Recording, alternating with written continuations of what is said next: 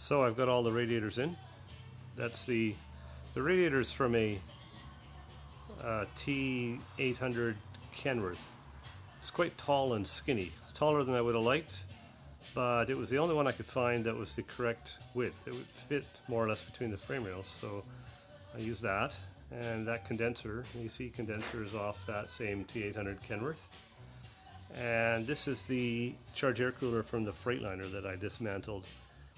And I really struggled with this, but I didn't want to pay $1,500 to $2,000 to have a custom charge air cooler made, so I made it work. And it worked out okay. It's maybe a little lower than I would have liked, but actually that might have been a blessing in disguise, because it let me run all the plumbing underneath instead of up through the bus. And I've still got lots of clearance, so it's about the same height as the oil pan. I don't know if you can see that, but anyway, same height as the oil pan, and that gives me, I don't know, 16, maybe 18 inches of clearance. It's at ride height right now. I've got the airbags, front airbags are inflated. And what else?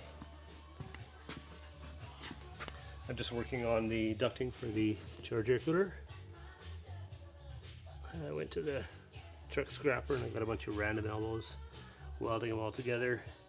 It's got to go down and around the pan. And I've actually got the leveling jacks installed as well. I built a big new bracket. And this one had to go in directly under the frame rail, which worked pretty good because the drag link was in the way on this side. And on the other side,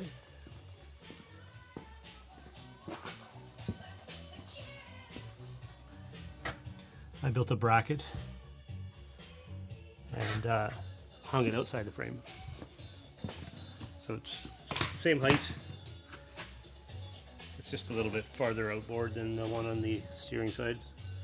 You can see the charge air cooler pipe coming down from the motor. I'm going to flip that one around 45 degrees and connect it on the other side to the other side of the charge air cooler. And I got this is the Freightliner air cleaner assembly. I'm trying to fit in there.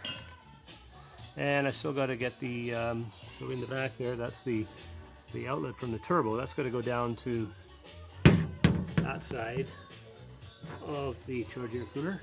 And then I got to take the exhaust in the back there. I'm going to sneak that down outside of the leveling jack, and then up and over the leveling jack and alongside the frame there, and sneak it down and around and out the back somewhere. I couldn't get it inside the frame rail because there's absolutely no room. There was nowhere to put it, so it's got to come through the fender here. What else? Summertime can really take a toll on your wallet. Vacation for you. School supplies for the kid. Let's not forget the hydro bill. This is the air intake. Snuck that down. I built a kind of a custom sharp 90 there, and I curved it in as close to the motor as I could get. And I bucked the top off because I don't want a tall doghouse. The idea is that this is short and out of the way, so I cut about an inch off the top, flattened it a little bit so that I didn't have a bump here in here. And I got the shifter installed.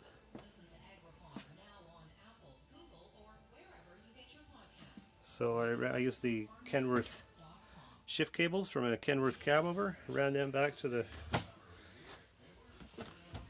transmission there, and they go down and around and up.